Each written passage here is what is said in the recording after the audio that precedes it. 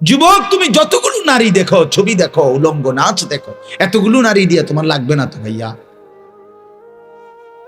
প্রিয় ভাই আমার, বন্ধু আমার, এত নারী তো একজন পুরুষের লাগে না। যেটুকু দরকার সেটুকু তো আল্লাহ তাআলা কোরআনে বলছেন, বান্দা ওমিন আয়াতিহি আন খালাকা লাকুম মিন আনফুসিকুম আজওয়াজা। আল্লাহ বলে তোমাদের প্রত্যেক পুরুষের শরীরের অংশ থেকে আমি আল্লাহ তার হালাল স্ত্রী সৃষ্টি করেছি।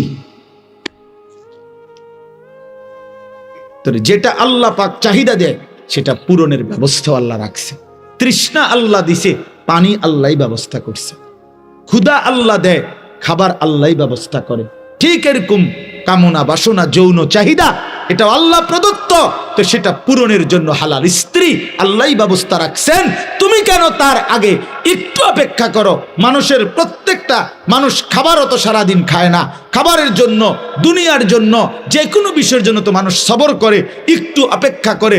একজন হালাল পবিত্র স্ত্রী পাওয়ার জন্য তুমি একটু চরিত্র হেফাজত করো, একটু সময় সবর করো, তো আল্লাহ তাআলা তোমাকে নেককার বিবি দিয়ে দিবে। আর নয়তো তুমি যদি নিজের থেকে কুত্তার মতো দৌড়াও নারীর পিছনে, ছবির পিছনে, একদিন একটা খবিস নারী ছাড়া আর কিচ্ছু কপালে জুটবে না। মনে রাখিস ছেলেরা আমার, মনে রাখো বন্ধু, আমার নাম আনিসুর রহমান। আমি বললাম খবিস, একদিন খবিস মিলবে, খবিস। আল্লাহর ওয়াদা এটা। যেই ছেলে চরিত্রহীন, আল্লাহ ওয়াদা দিছে, মনে রাখিস তোর বউ মিলবে খবিস। এটা কোরআন শরীফের সূরা নূরের মধ্যে আছে। আল খাবিসাতু লিল খাবিসিন, খবিস মিলবে, চরিত্রহীন নারী মিলবে। আমি তো প্রায় বলি, বাবা আপনাদেরকে না, আমি ছেলেদেরকে বলতেছি, প্রায় বলি, মিয়া রাস্তার নারী দেখা সেটা তো ক্ষণিকের ব্যাপার, মজা লাগছে, ভাল লাগছে মনে করছো, কিন্তু যেদিন তোমার ঘরের বউ, বিবাহিত স্ত্রী দেখবা 2 নম্বর, বেডি দেখবা চরিত্রহীন, পরকীয়ায় আসক্ত, সেদিন বুঝবা দুনিয়াটা একটা জাহান্নামের টুকরা, জাহান্নামের টুকরা। সেদিন বুঝবা ভাই আমার, বন্ধু আমার, পৃথিবী কত কঠিন, জীবন কত কঠিন, জীবন কত কঠিন। যেদিন স্ত্রী মিলবে চরিত্রহীন, যার বউ অসৎ, যার বউ চরিত্রহীন, তার জীবনে আর সুখ বলতে কিচ্ছু নাই, তার জীবন জাহান্নামের টুকরা। এই জন্য আমি প্রতিটা ছেলের কাছে অনুরোধ করলাম, আমার ভাই, তোমরা আমার মুসলমান সন্তান, নষ্ট হইও না, চরিত্রহীন হইও না। নারীর ফান্দে, এই নগ্ন ছবির ফান্দে নিজের এই সুন্দর হায়াত নষ্ট করো না। সবাই বলি ইনশাআল্লাহ। ফিকির কর, আল্লাহ বরকত দিবে, আল্লাহ বরকত দিবে, আল্লাহ দুনিয়াও চালায় নিবে, আখিরাতেও আল্লাহ জান্নাত দিবে। অতএব ছেলেরা আমার, নামাজ পড়ো, নিজেরে ভালো রাখো, চরিত্রহীন বানাইও না, নাই তো ইসলামের উপরে থাকতে পারবা না, ইমানের উপরে থাকতে পারতা না। তোমার জীবন তুমি শেষ না ভাই। আগামী দিনে ইনশাআল্লাহ তুমি বিবাহ করবা, তোমার একটা হালাল স্ত্রী হবে, তোমারও আল্লাহ দিলে সন্তান হবে। ওরা যদি কোনোদিন নামাজ না পড়ে, ওরা যদি তোমার চাইতে বেশি চরিত্রহীন হয়, তখন কি করবা ভাইয়া? কেমনে কষ্ট সহ্য করবা? আমার বাবার, আমরা 5 সন্তান, তো আমরা মাদ্রাসায় পড়ছি, তো আমার সন্তান 2 জন, ওরা মাদ্রাসায় পড়ে, তো এটা তো আমার তৃপ্তি। এই জন্য আমরা অনুরোধ করছি, আমরা সবাই মিলে ইনশাআল্লাহ আল্লাহকে মানব। আল্লাহ আমাদের সবাইকে তৌফিক দেন। এই মাহফিল আল্লাহ তাআলা কবুল করে নেন, এই মাদ্রাসাও আল্লাহ তাআলা কবুল করে নেন, মাদ্রাসার জরুরত আল্লাহ তাআলা পূরণ করে দেন। আল্লাহ তাআলা আপনাদের সবাইকে, যুবক ছেলেদেরকে, বাবাদেরকে উত্তম বিনিময় দান করেন। নিজেদের মা বোনদেরকে পর্দা পুশিদায় রাখেন, নিজেদের মেয়েদেরকে বেপর্দা ছাইরেন না। 14 বছর 16 বছরের মেয়েটাকে আমার বাপ আপনারা বেপর্দা ছেড়ে দিয়েন না। পরের ছেলে, পরের বখাটে যুবকের লোভের সামগ্রী বানায়েন না। আল্লাহ তাআলা আমাদেরকে বুঝার তৌফিক দান করেন, আল্লাহ আমাদেরকে তৌফিক দান করেন। তাই দাঁড়াইলো এই কথাটা বুঝাইতে চাইলাম। আমরা মুসলমান, আমাদের আখিরাত মূল। শুধু দুনিয়ার জন্য আল্লাহ আমগরে বানায় নাই, শুধু দুনিয়া আল্লাহ তাআলা জীবজন্তুকেও ভোগ করাচ্ছে। প্রকৃত বিষয় হলো আখিরাত। ऐसे रहे या वैसे रहे वहां देखना फिर कैसे रहे। বুজুর্গানে দিন বলে, হে আল্লাহর বান্দা, দুনিয়া এভাবে কিংবা ওইভাবে, একভাবে তো থাকা হয়েই যাবে, কিন্তু আসল বিষয় হলো, আসল দেখার বিষয় হলো সেখানে কেমন থাকবে। ऐसे रहे या वैसे रहे মানে এমনে থাকো বা হেমনে থাকো, একভাবে থাইকা লাইতে পারবা, মানে রাজপ্রাসাদে কিংবা কুড়ে ঘরে, সুখে কিংবা দুঃখে, হাসিতে কিংবা আনন্দে, রোদে কিংবা বৃষ্টিতে, আলোতে কিংবা অন্ধকারে, একভাবে না একভাবে দুনিয়া তো পার হয়েই যাবে, কিন্তু ওয়াহা দেখনা, সেখানেই দেখা হবে ফের कैसे रहे, কেমন রইলা। ওখানে হাসলে আর কোনোদিন কাঁদতে হবে না, ওইখানে কাঁদলে আর কোনোদিন হাসা যাবে না,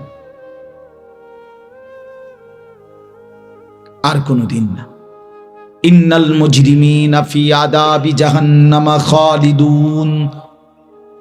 রব্বুল আলামিন বলেন, নাফরমান পাপী জাহান্নামের আযাবেই থাকবে চিরস্থায়ী।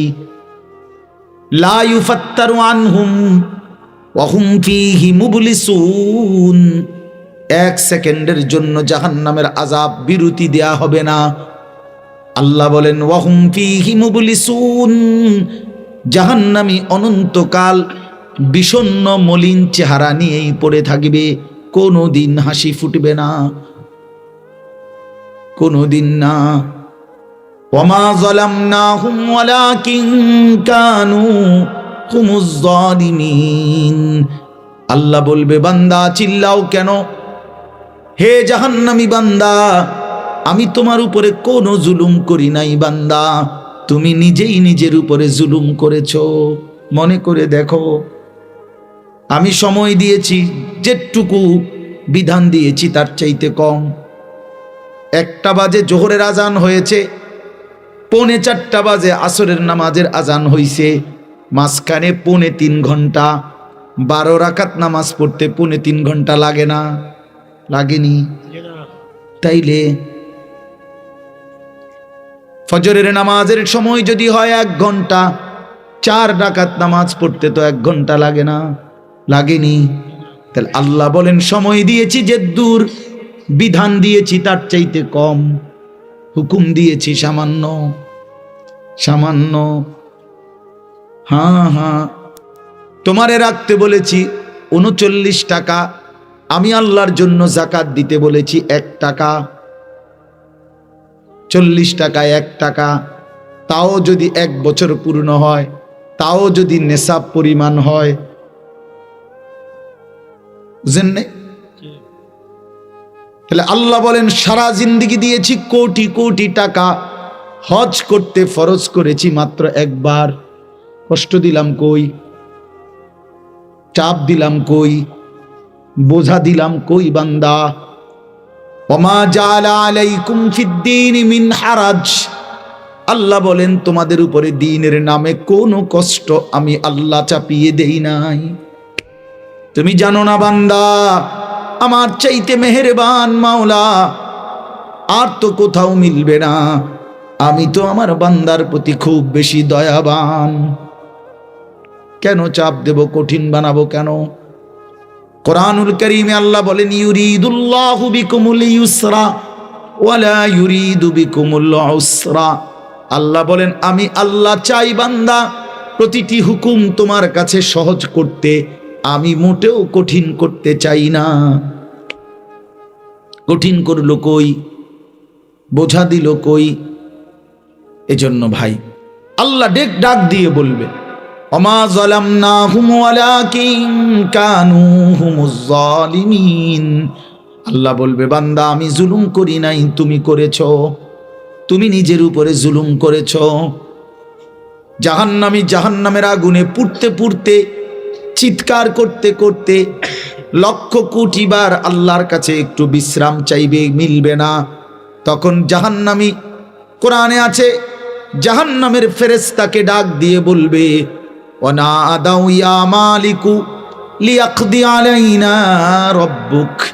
জাহান্নামের ফেরেশতাকে ডাক দিয়ে বলবে, ফেরেশতা আমি তো বহুবার আমার আল্লাহকে বলে পারলাম না, এবার তুমি একটু তোমার আল্লাহকে বলো না আমারে জীবনের তরে মৃত্যু দিয়ে দিতে। আমি যে আর পারছি না ভাই, আমারে মৌত দিয়ে দিতে বলো। ক্বালা ইন্নাকুম মাকিসুন, ফেরেশতা তখন ডাক দিয়ে বলবে, না বন্ধু, এভাবেই তোমাকে পড়ে থাকতে হবে। এই জন্য দয়া করে চলেন ভাবতে শিখেন।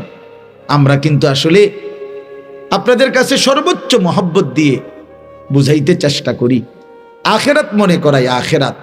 আমরা হুজুররা আখেরাতের ফেরিওয়ালা, কবরের ফেরিওয়ালা। আমাগো জিম্মাদারি এটা। যে কত মানুষ বিদ্রুপ করে হুজুররা কেবল আসমানের উপরের কথা কয়, মাটির তলের কথা কয়। আসলে আমাদেরকে বলাই হয়েছে এটা, ওয়ালিয়ুনজিরু কওমাহুম ইদা রাজাউ ইলাইহিম লাআল্লাহুম ইয়াহজারুন। আমাদেরকে বলাই হয়েছে যে তোমরা ইলম অর্জন করে নিজ কওমকে আল্লাহর ভয়, আখিরাতের ভয় দেখাইবা, জাহান্নামের ভয় দেখাইবা, কবরের ভয় দেখাইবা, জান্নাতের আশা জাগাইবা, পরকালের সামান আখিরাতের প্রস্তুতি নেওয়ার কথা বলবা। এটাই আমাদের জিম্মাদারি, এটাই আমাদের ইলমের মাকসাদ, আমাদের দায়িত্ব। যেটা আমারে কোনো বলে নাই যে আমি মাহফিলে বসে এখন আপনাদেরকে বলি যে শুনেন, আসেন সবাই মিলে শুনি একটি অটো কিভাবে চালাইতে হয়।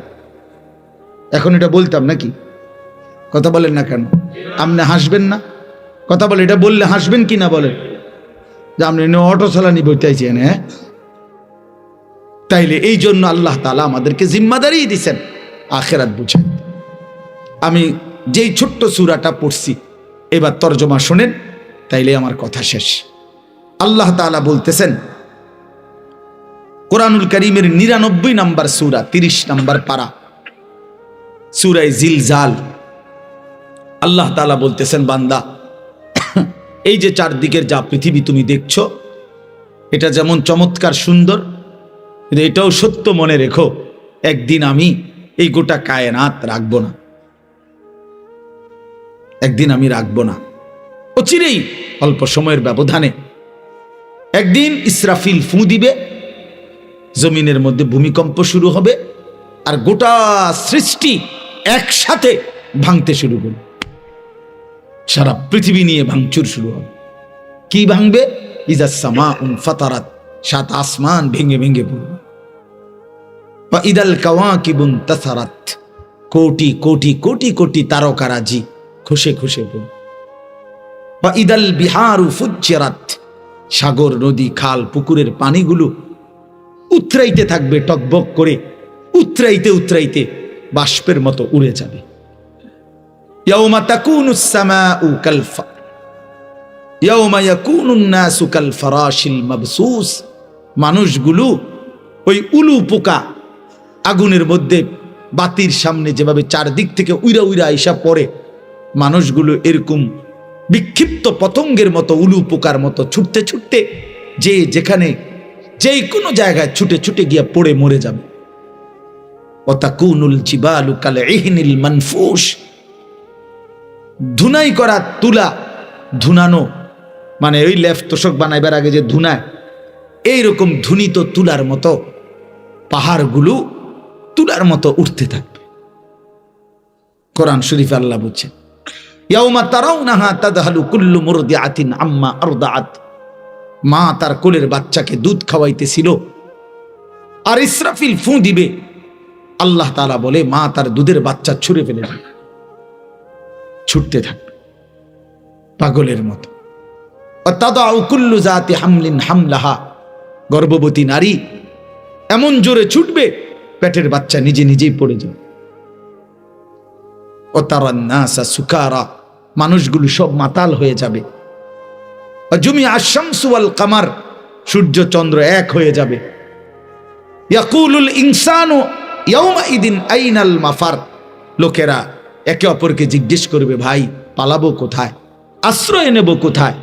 আল্লাহ নিজেই বলেন, কাল্লা লা ওয়াজার, না বান্দা, আজ আর জমিনের কোথাও ঠাই নাই। ইলা রাব্বিকা ইয়াউমাইদিনিল মুস্তাকার, শুধুই আল্লাহর কাছে আজ তোমাদের ঠিকানা। এইভাবে একদিন এই পৃথিবী নিশ্চিত কিয়ামত হবে, গোটা সৃষ্টি জগৎ ধ্বংস হবে, তো আল্লাহ তাআলা বলতেছেন এই সব মাটির নিচে চলে যাবে, শুধু উপরে থাকবে এক মহান আল্লাহ। তো এই সব মাটির নিচে চলে যাওয়ার পরে একটা নির্দিষ্ট সময় পরে, হতে পারে সেটা 40,000 বছর পর, এই সময় পরে আবার আল্লাহ তাআলা ইসরাফিল আলাইহিস সালামকে বলবেন, ইসরাফিল আবার আরেকবার ফু দাও। এবার যখন দ্বিতীয়বার ফু দিবে, আবারও ভূমিকম্প শুরু হবে জমিনের তলদেশ থেকে। এই আদম আলাইহিস সালাম থেকে নিয়ে ইসরাফিলের ফু পর্যন্ত যত সৃষ্টি, যত মাখলুকাত, সবকিছু জমিনের তলদেশ থেকে উপরে উঠে আসবে, আর সেটাই হাসরের ময়দান কায়েম। আল্লাহ বলেন ইদা জুলজিলাতিল আরদু জিলজালাহা, এই দ্বিতীয়বারের ভূমিকম্প জমিনে যখন শুরু হবে, ওয়া আখরাজাতিল আরদু আসকালাহা, জমিন তার তলদেশ থেকে সমস্ত বোঝা উপরে তুলে দিবে। ওয়া ক্বালাল ইনসানু মা লাহা, এখানে তাফসীরের মধ্যে আছে জমিনের উপরে উঠা সমস্ত কিছুর মধ্যে হীরা মণি মুক্তা স্বর্ণ রৌপ্য, এই অর্থ সম্পদ। আমার এই কথাটা শেষ মনোযোগ দিয়ে শুনেন, একেবারে আমি নিজে হাদিসে পড়ছি বাবা। হাসরের মাঠ কায়েম হবে, মানুষ সব দাঁড়াবে। আল্লাহর নবী বলেন হীরা মণি মুক্তা স্বর্ণ রৌপ্য অর্থ সম্পদ, এগুলো মানুষ আল্লাহর কুদরতে এগুলোর জবান খুলে যাবে, এগুলো কথা বলবে, কথা আর ডাক দিবে দুনিয়ার নাফরমান পাপীকে, হে চোর এদিকে আসো, এই সম্পত্তির জন্য চুরি করেছ, আজ যা দরকার নেও। হে ডাকাত এদিকে আসো, যা দরকার নেও। হে আত্মীয়তার সম্পর্ক ছিন্নকারী, এই সম্পত্তির জন্য, এই সম্পদের জন্য আপনজনের সাথে সম্পর্ক বিচ্ছিন্ন করেছ, আজ যা দরকার নাও। এভাবে সম্পদ ডাকবে নাফরমান পাপীদেরকে। তো আল্লাহর কোরআনে আল্লাহ বলে ওয়াকালাল ইনসানু মা লাহা, লোকেরা বলতে থাকবে হায় হায় এটা কি হচ্ছে, এগুলো কথা বলতেছে কেমনে, এগুলো কথা বলছে কেন? তো আল্লাহ তাআলা বলেন ইয়াউমা ইদিন তুহাদ্দিসু আখবারাহা, বান্দা শোনো, এখন তো দেখলা অর্থ সম্পদ স্বর্ণ রৌপ্য এগুলো কথা বলতেছে, এইবার শোনো। আল্লাহ বলে এইবার শোনো, এই তোমার জমিন পায়ের নিচে, এই জমিন এবার তোমার পুরা জিন্দেগির খবর আমি আল্লাহর কাছে শোনাবো। তোমার রাত, তোমার দিন, তোমার একাকী, তোমার প্রকাশ্য, তোমার ঘর, তোমার বাহির, তোমার পুরা জিন্দেগি, পুরা জিন্দেগি শুনো। হায় হায় একাকী কি করেছিলে, রাত গভীরে মদের আড্ডা, নেশার আড্ডা, এটাও বলবে। রাত গভীরে তাহাজ্জুদের সেজদা, এটাও বলবে, এটাও বলবে। যে যা করছিলা আজকে শোনাবে। কেন বলবে? বিআন্না রাব্বাকা আওহা লাহা, কারণ আল্লাহ তাআলা জমিনকে আদেশ করবে, জমিন তোমার ভেতরের সব খবর সংবাদ আজ বল। আল্লাহ তাআলা বলেন ইয়াউমা ইদিন ইয়াসদুরুন নাসু আশতাতাল লিউরাউ আমালাহুম, এইবার আল্লাহর ফেরেশতারা মানুষদেরকে দলে দলে, গ্রুপে গ্রুপে ভাগ করবে, আর ভাগ করে বলবে আগে বাড়ো, সামনে তোমাদের আমলনামা দেয়া হবে, প্রত্যেকেই নিজ নিজ আমলনামা হাতে নাও এবং নিজ চোখে দেখো। ফামান ইয়ামাল মিসকালা যাররাতিন খায়রান ইয়ারাহ ওয়া মান ইয়ামাল মিসকালা যাররাতিন শাররান ইয়ারাহ। এটা মূল কথা, এই সূরার মূল বক্তব্য এই কথা। এটা আল্লাহ বলেন সেদিন হাসরের ময়দানে যখন তোমাদের হাতে আমলনামা দেয়া হবে, তখন তোমরা নিজ চোখে দেখতে পাবে তোমাদের জীবনের এক বিন্দু ভালো কাজ অথবা এক বিন্দু মন্দ কাজ, তুমিই দেখবে। আর দেখে তুমি হিসাব মিলাইতে পারবা আজ তোমার গন্তব্য কোথায়, আজ গন্তব্য কোথায়। মানুষ তো যারা আপনার পড়ালেখা জানে, তো সে তো লেখা দেখেই বুঝতে পারে এটা টয়লেট, এটা কিচেন, লেখা আছে এটা ওয়াশরুম, এটা কিচেন রুম। তার মানে তুমি বুঝবা ইসকা তোমার গন্তব্য কি জান্নাত নাকি জাহান্নাম। এই জন্য বাপ আমার, এই রাত গভীরে এটা আমার মূল কথা। এতগুলো কথা বলার অর্থ হলো আমি আপনি আল্লাহর থেকে আড়াল হব না, হতে পারি না। আমাদের জিন্দেগির এক সেকেন্ড লুকানোর কোনো সুযোগ নেই। এই জন্য বুড়ো বাপ আপনাকেও বলি, আমাকেও বলি, যুবক ভাই তোমাদেরকেও বলি, গুনার এই রাস্তা ছেড়ে দাও ভাইয়া। লোনা জলে তৃষ্ণা মেটে না, অর্থাৎ যে পানি লবণাক্ত ওই পানি দিয়া তৃষ্ণা মেটে না, ঠিক কোনো গুনাহের দ্বারা মানুষের তৃপ্তি হয় না। এই জন্য কোনো সুদখোর, কোনো ঘুষখোর তৃপ্তি পায় না, কোনো জেনাকার বেবিচারী তৃপ্তি পায় না, কোনো হারামখোর নাফরমান তৃপ্তি পায় না, কোনো বেপর্দা নারী তৃপ্তি পায় না। বেটির কোনো তৃপ্তি নাই। বেটির কথা হলো যত বেশি বেড়ই আমারে দেখতে পারে তত বালা। তাহলে বেটির তৃপ্তি কই? বেটির তো কোনো তৃপ্তি নাই। এই জন্য কোনো নাফরমান, কোনো পাপী তৃপ্ত হয় না, তৃপ্ত হয় না। ৮,০০০ টাকার ইমাম বছরের পর বছর মালিকের ঘরে সেজদা দিয়া, ৮,০০০ ১০,০০০ টাকা ইমাম সাহেব বেতন, কিন্তু মালিকের খোদার ৩০ দিন আল্লাহর ঘরে সেজদা দেয় আর হাসি মুখে জিন্দেগি কাটায়, আর অপেক্ষায় থাকে যেটুকু সামান্য দুনিয়া নিলাম এটুকু কোনো রকম পার করে বাকিটা সব আখেরাত থেকে নেব। কিন্তু ৯০,০০০ টাকা কামাই, ৭০,০০০ টাকা কামাই, কিন্তু হারাম করে দেখবেন জিজ্ঞাসা করে লাখ টাকা কামাই করার পরেও কিস্তি চলে ৪টা।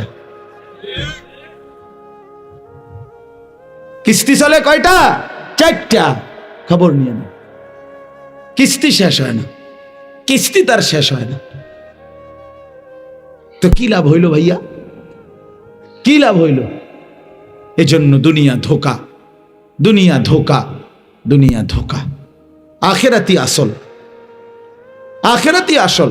ওয়া ইন্নাদ দারাল আখিরাতা লাহিয়াল হায়াওয়ান।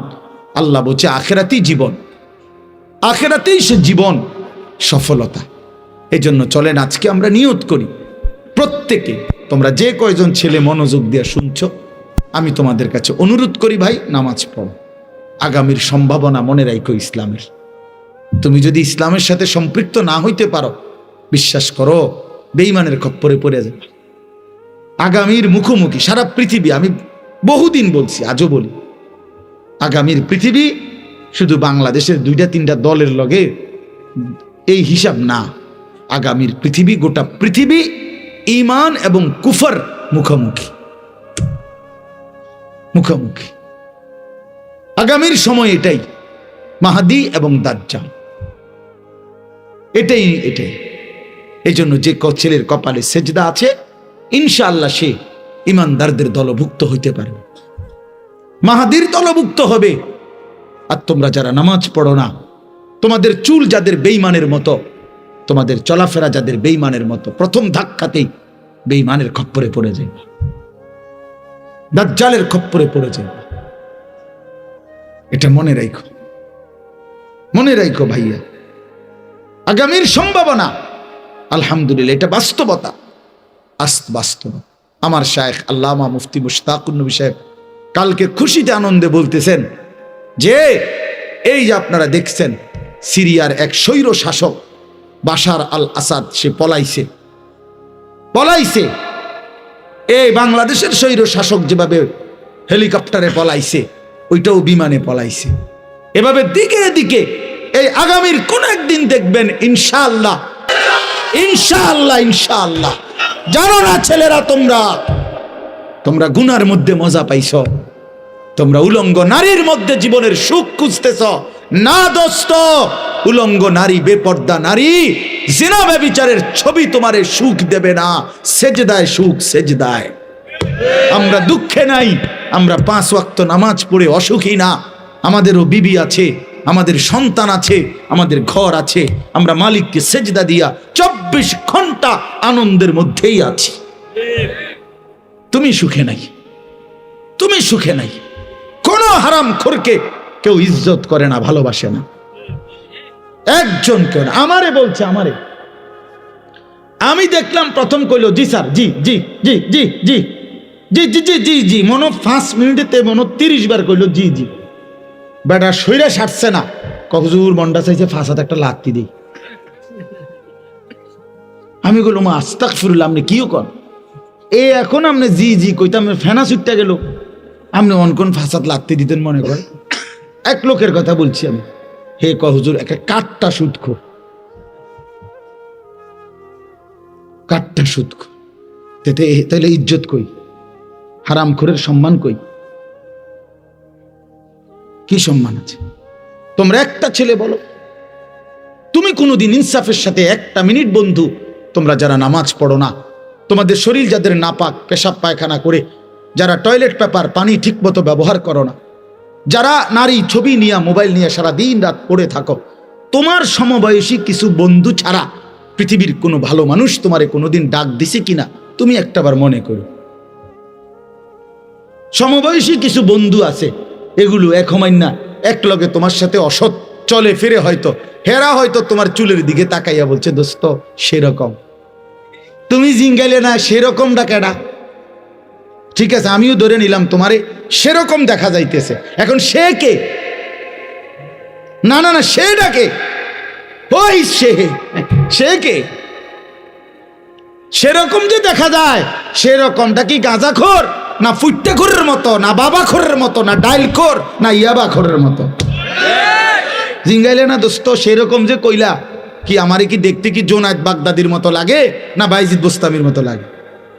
হ্যাঁ, তাহলে পুট্টাখোরের মতো লাগে, বাবাখোরের মতো লাগে, হারামখোরের মতো লাগে, নাফরমানের মতো লাগে বেটা। এই জন্য আমি অনুরোধ করছি, এই চুল ছেড়ে দাও। আমি বললাম তোমরা, তুমি কিংবা তোমার বংশধর দেখবা ইনশাআল্লাহ সারা পৃথিবী জুড়ে ঈমান এবং কুফরের যুদ্ধ একসাথে লাগছে, একসাথে ছোট ছোট প্র্যাকটিস চলতেছে। আফগান বিজয় হয়েই গেছে, কাশ্মীরে লড়াই চলছে, আরাকানে লড়াই চলছে, ফিলিস্তিনে লড়াই চলছে, সারা পৃথিবীতে খণ্ড খণ্ড লড়াই চলছে ঈমান আর কুফরের। আগামীর পৃথিবীতে একদিন সারা পৃথিবী জুড়ে লাগবে। এজন্য মুসলমান আমরা ইনশাআল্লাহ, আমরা ঈমানদার, আমি কিংবা আমার সন্তান, আমার বংশধর, আমরা এটা দেখবই, ঈমানেরই বিজয় হবে ইনশাআল্লাহ। ইসকনের এই গুন্ডারা, সন্ত্রাসীরা, এই বেঈমানরা আমাদের প্রকাশ্য দিবালোকে বাংলাদেশে 92% মুসলমানের এই দেশে একজন জলজ্জান্ত অ্যাডভোকেটকে চট্টগ্রামের মাটিতে দিনে দুপুরে জবাই করে ফেলছে। কত বড় বেঈমান, কত বড় অধ্যত্ত, কত বড় অধ্যত্ত, কত বড় জালেম, কত বড় উগ্র। এজন্য ছেলেরা মনে রাখো এই কথা, আমি অনেক দিন বলছি, এই কয়দিনে যে এরা প্রমাণ করে দিছে, ইসকনের এই গুন্ডারা তোমারে বুঝাই দিছে যে যুবক, সুযোগ পাইলে তোদের কাউকে আমরা ছাড়ব না, কি হুজুর কি পাবলিক কাউরে ছাড়বে না। ওই যুবক শহীদ সাইফুল ইসলাম আলিফ, সে হুজুর, সে অ্যাডভোকেট, তো কি বুঝাই দিল যে হুজুরের লগে না, দ্বন্দ্ব আমাদের প্রত্যেকের সাথে বেটা, তোমার লগে ওই ইসকন এবং ওই হিন্দু সন্ত্রাসীরা, উগ্রবাদীরা তোমারও বিরুদ্ধে, আমারও বিরুদ্ধে। তুমি না মনে করছো তোমার চুল দেখে ছেড়ে দিবে? না না, আইডি কার্ড আড়াল করবা কেমনে? তুমি যে মুসলমান, আইডি কার্ডে নাই, তোমার এনআইডির মধ্যে তো লেখা আছে তুমি মুসলমান। তোমার পাসপোর্ট যেই কোনো পৃথিবীর এয়ারপোর্টে পাঞ্চ করলেই তুমি যে মুসলমান এটা উঠে আসবে। এটা লুকাইবা কেমনে? ফ্যান্টে না লুকাইছ, চুলে না পেখম ধরাইছ, পরিচয় আড়াল করা যাবে তো কেমনে কি করবে? কাজেই যেই পরিচয় আমার আড়াল করা যাবেও না, যাওয়ার দরকারও নাই, তা আমি সেই ইসলাম নিয়েই বাইচা থাকি। জান দেই তো ইসলামের উপরেই দেই, জীবন দিলাম তো রক্ত দিলাম, শহীদ হলাম তো আল্লাহর জন্যই দিলাম, জান্নাতেই পৌঁছে গেলাম। এই জন্য ইনশাআল্লাহ এটা জরুরি বিষয়, এটা মনে রাখতে হবে, তোমরা এটা মনেই রাখতে হবে। বেঈমান ছাড়বে না, ওরা আমাদের একজন মাত্র, তার বিরুদ্ধে অসংখ্য অভিযোগ। এই যেই লোকটাকে বাংলাদেশে চিন্ময় কৃষ্ণ দাস, এই নরপশুর বিরুদ্ধে অসংখ্য, এ যৌন নির্যাতনকারী, এ অসংখ্য অসৎ চরিত্রে তার ব্যাপারে অভিযুক্ত সে, অথচ তার ব্যাপারে ওরা আমাদেরকে বলতেছে আমগরে আলু দিত না, পেঁয়াজ দিবে না, আলু দিবে না, আলু হেতের বাফের, আলু ইন্ডিয়ার আব্বার, পেঁয়াজ ইন্ডিয়ার বাফের পেঁয়াজ। ওরে জিজ্ঞাসা করো, বেটা তোর বাফের বেটা, আলু যিনি দেয় তোদেরকে, যিনি দেয় তোদেরকে, যিনি খাওয়ায় তোদেরকে, যিনি পেঁয়াজ দেয়, আলু দেয়, ইনি তো তোদের কিচ্ছু না বেটা, উনি তো আমাদের আল্লাহ বেটা, ওই আমাদের মালিক তো করে খাওয়ায় বেটা। হ্যাঁ, বেড়া কয় পেঁয়াজের দমক দে বেওকুফ টাকা। পেঁয়াজ দিয়েনি মুসলমান ভয় পাইছে কোনোদিন? কিও কয়, আশ্চর্য কথা না এটা? হসপিটালের চিকিৎসা বন্ধ করে দিছে, এখন কলকাতায় লাল বাতি জ্বলতে আছে। টিম টিম টিম টিম করে, team team team team team করে, বাতি জ্বলের বাতি। হ্যাঁ, আমি নিজে গেছি কলকাতা 2018 সালে। আমি যে হসপিটালে গলার চিকিৎসার জন্য গেছিলাম, তখন আমিও দেখি শত শত রুগী, সব বাংলাদেশি, শত শত রুগী সিরিয়াল ধরে রাখছে, বাংলাদেশি রুগী। তো আমাদের এই রুগী বাংলাদেশের, তোরা তোদের এখানে না দিলে আমরা বাংলাদেশে হসপিটাল নাই, আমাদের বাংলাদেশে ডাক্তার নাই। এদেশে ইমানদার ডাক্তার আছে বেটা, এদেশে যোগ্য, সারা পৃথিবী বিখ্যাত উপযুক্ত ডাক্তার বাংলাদেশে অবশ্যই আছে, অবশ্যই আছে। অতএব আমরা এই সমস্ত 110 কোটির ভয় পাই না। 110 কোটি জনগণ তাদের না, 310 কোটি বেটা। তোর জনগণের হিসাব তুই কর, আমাদের একজন। কয়জন? আগেও ছিল আমাদের একজন, এখনো একজন, আগামী দিনও একজন, তিনি আল্লাহ। একজনই সারবে। হাসবুনাল্লাহু ওয়া নি'মাল ওয়াকিল। হাসবুনাল্লাহ, একজনই যথেষ্ট। তিনি কে? আল্লাহ। ইনশাআল্লাহ।